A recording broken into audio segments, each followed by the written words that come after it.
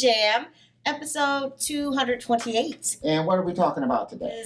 Tips to write quicker but better for the DIY Rockstar. Okay. It piggybacks off of an episode of Smart Passive Income, which we will link in the description in case you want to check out theirs. Okay? Okay.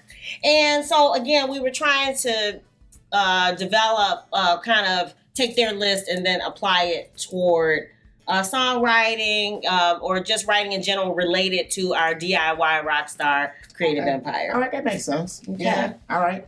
So some of these we've already talked about, but to me it is useful to mention them again. And these are all how to get into the flow of writing so that you write quicker, but better. Yeah. Okay? Yeah. So the first one is, I've talked about a lot, is journaling. Journaling is so important for dumping your thoughts, low pressure, but it gets it out of your head. And then later, a lot of times we find that not only is it lyrics for songs, ideas for podcast episodes, video ideas, newsletter, just all kinds of things come out of. And then just sometimes just processing your feelings. Yeah, and I think for me, journaling works better if I actually do put it in a, where you actually write it down, whether it's not saying that you have to write it like physically, in the paper, but just putting words on, in a document. Or like yes. It works better to me than like taking a voice memo. Yeah, so if I was just to,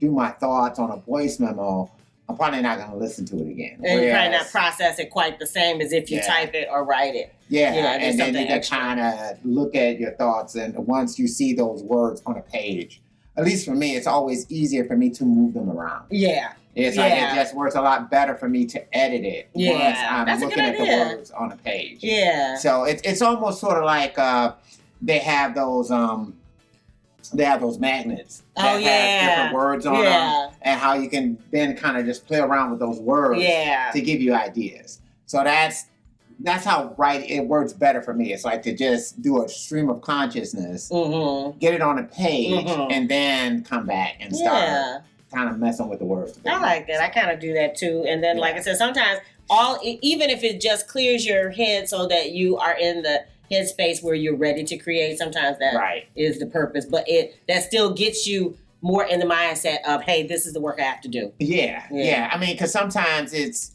and that's the thing that helps to have like titles like that too. Because maybe you have a title in your head that is very descriptive, and maybe you don't feel like it's as creative. But if you start seeing other titles that are out there, that metaphor may work better. Yeah. So it might be a title that's like, oh wow, metaphorically that works better, as opposed to this more descriptive title. Yeah, and actually, one of the tips on it, when we get to it, I will refer back to this one because there's a blog post. So if you want to get more of the specifics, check out the blog post that is in the description that has not only what we're sharing here, but all of the tips that I took notes on from the episode. So, good. I love it. So, journaling is number one. Number two is something we've talked about before, but right in the morning before the busyness of the day has started. Or whatever that might be. Yeah, so that's I don't know, depending on what your shift is, if you're working musician, then just whenever you have that quiet time that you get out. Yeah, and some people, actually this guy, and then, some other people say that they write in the car. Yeah. So that even if, like you said, your shift may be middle of the day,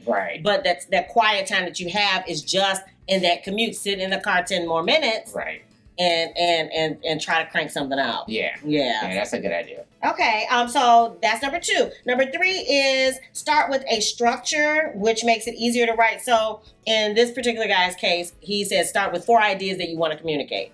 So the one thing that people have a problem with a lot of times is getting lost in what should I say. And the thing is, if you're writing, I'm going to go back to maybe a Gavin Jam. I know there are things I want to share, an intro. So this is how or what I'm about to share. These are this is the core of it. These are the tips. These are the strategies. And then a wrap up and then what we're doing. So even if I start with 4 bullet points. And then I go and fill them in, that makes it so much easier than just coming to a blank page and not knowing. Yeah, that's true. So does it work similarly with, I was thinking intro, verse. So it Bridge, depends. chorus, See, I maybe. actually think the stream of consciousness works better for me. Okay. Now, there might be times if a melody hits me. Okay. So, like, along with, songs that usually there might be ideas I may have started the music to. Okay. And those ideas, even though I don't necessarily have them recorded someplace, I do have them recorded on, but not that I listen to them every day or anything, but they play in my head. Mm-hmm. And so every now and then, one of those ideas is playing and a verse or a chorus will come to my mind. It's like, okay, this is the chorus of that. And then I'll jot that down. Okay. Because I know that this is the chorus. I know that this is a verse. Okay. And usually, if I get the verse, that's when I can say that the song is done. Okay. Because, usually if I have the first verse. So the music or the melody? The music is usually already done. Okay. So usually it's sort of like in my head, I'm just placing this verse. Okay. With something that I've already started. Okay. So, and once I get that verse in my head, usually it's done. Okay, so it does start with a little bit of a structure, even though it's taken from the script. But there could be other situations where there's stream of consciousness. When I might grab your lyrics. Okay. And then I might, that might trigger something in my head. Okay. With, what music that's out there. Okay. That, we've already completed. Does this fit with? Okay. And if it kind of hits something, then it's like, okay, I got this. Okay. And then that starts me kind of moving things around. Okay. To make it fit. I like that. That's a win-win for me when you take lyrics that I've already written. That's right. Lovely. All right, so that's number 3. Number 4 is, and this goes back to what you were talking about, for this episode, for their episode, they said that make the headlines pretty explanatory so that gets you going. So 3 ways to bam, right? Yeah. In our case, like you said, if you know you want to write a song, like I know, and I'm just saying this, I'm not saying it's particular to that song, but something like I Don't Know Me, where I always think about self-sabotage and how it plays a part in my mindset. Yeah. So if I started with, something like self-sabotage, which is straight up tells you exactly what it's talking about. Right. But then you find, but that's the idea. So, hey, I want to write about this. And then as you are, working through whether it's stream of consciousness, some other ways, or you find a better way to say it, more creative. But go ahead and jot down the fact that you want to write about this feeling that you have of self-sabotage. Right, yeah. So don't lose that, because that's going to be the thread that you add the rest of the quilt to. Yeah. Yeah, no, that's a good point. That's really good point. Yeah, so that was his. Number 5 is, we've talked about this before, but to get that creative flow going, to write better and quicker, listen to books and I say podcasts, songs, take notes. Yeah, movies, whatever it might be. So you get ideas for titles. And we talked about that before, and we usually dump them in some type of a place where I keep titles or snippets of text, or I used to do it in just a handwritten journal. So okay, so number 6, keeping track of things that are interesting, that suck you into me, that kind of piggybacks on the last one. Yeah. So those little things, if you keep track of them, and sometimes going back to listen again or watch again. Yeah. And you'll get like a deeper feeling for it, a deeper understanding, and you'll be able to write a little bit more around it. Yeah. Like you heard it the first time, you heard that kernel. Right. But then when you listen again, you will hear some other ideas that kind of go with that. Yeah. So just listening again. All right. So number 7 is, if you don't have a goal, then if you don't have a goal, then you're going through the motion. So make sure, again, go back to the idea of jot down. Yes. Just a rough outline. Yeah, because it all depends on what is, I guess, the reason for writing is. The reason for writing, like I say, where you have something specifically that you're trying to write, or is it that you're just trying to spark inspiration? So, that's true. It's a good point. And if you're trying to spark inspiration, then I think that stream of consciousness works. But, if you've been commissioned to write something, then I think that's a whole different thing. Now you are kind of like, okay, I need this to be good. I need it to be clever. So now you do need to kind of have the thing of saying, okay, This is kind of where I want it to go, and how am I going to get there? Yeah, and that's kind of like me with the newsletter. I always want to share. I always share the struggle, inspiration, and then thank you, and then here's what we're doing. Yeah. So those are kind of the 4 parts of the newsletter. So every month, I have to go back to that framework and come up with something different to share in that. Yeah. Yeah. So. I mean, because you may start off with a concept for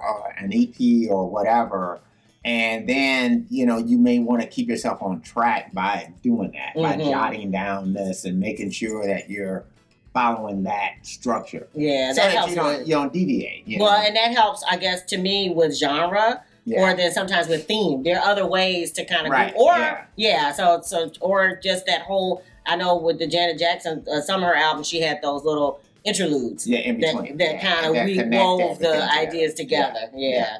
So that's one way to do it. All right. The next thing is write in fast timelines, and that goes back to that. I don't know if you guys heard of that. I think it's Parker's rule, where the activity you have will expand to fill the time that you give it. Yeah. So that means if you give yourself 3 days to do something, then a lot of times you'll languish for 3 days trying to get it done. Whereas if you say, look, I have 30 minutes. Yeah. I'm going to try to get this done in 30 minutes. Yeah. That has been working really well for me. Well, and I noticed that there's a couple of these songwriting courses that's out. I think Hers got one. I think that's right. Got one where they go over a 30-day period. And over that 30 days, you're going to write 2 songs. Oh, okay. And so they kind of give you a way of going through and structuring yourself to make sure that you're staying on track to do these 2 songs. Mm-hmm. And, and so I think that does work to kind of keep yourself, focused on what you need to do, how you need to get it done,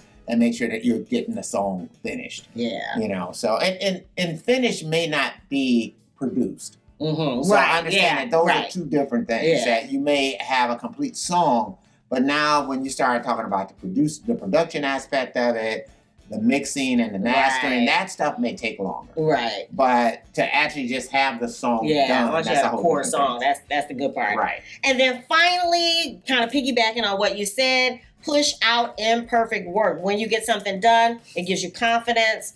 And then that will give you, I guess, a motivation. Right. To go back and either complete it, to do more with it, or just confidence in your abilities. Because as a DIY rockstar, as an artist, that there are times when you doubt if you can come up with something as great as your former work. So if you are constantly at least pushing something out, then you can say, well, even if it's a dud, push that to the side. Okay, what's the next one? Yeah, and I think that's one of the great things that you're seeing from some of these artists releasing these expanded packages of, older releases or something like that, where you get to see or you get to hear the songs that were left on the cutting room floor. Oh. And so sometimes in hearing that, you kind of say, oh, okay, I can see that this was the kernel of the idea that led to this song or that song. Or you might even be able to understand, okay, I understand why that song was left off. Right. Because, a better version of that is this particular song. Yeah. And so it's kind of nice to be able to see what they didn't include. Right. Because you'll hear the stories about, them going through or writing, 100 to 50 songs or whatever it might be. That was kind of backwards. 50 to 100 songs. In order to whittle it down to that 10 or so that might have made the album. And so kind of seeing the ones that were left on the cutting room floor, it's kind of interesting because, different versions may have actually made the record. I was about to say, I'm impressed with that When Doves Cry, with the stories we've heard about that. Yeah. All right, so there are so many things that you need to get right before you actually get things written. So we hope that these tips were helpful for you. Yeah. What is your favorite? What about you? What is your favorite way to get yourself going to write quick but better? We'd love to hear about it. Put it in the comments below. And as usual, SugarFit, you can stream it everywhere. Yeah, you can get your favorite streaming service. Yeah, from Bandcamp, you can get it. From CD Baby. Yeah, so any place where you stream music. And there are ringtones. If you want that original SugarFit ringtone, make sure you click the link below and get your SugarFit ringtone. All right. As always, we're wishing you love, peace, and Chicken grease.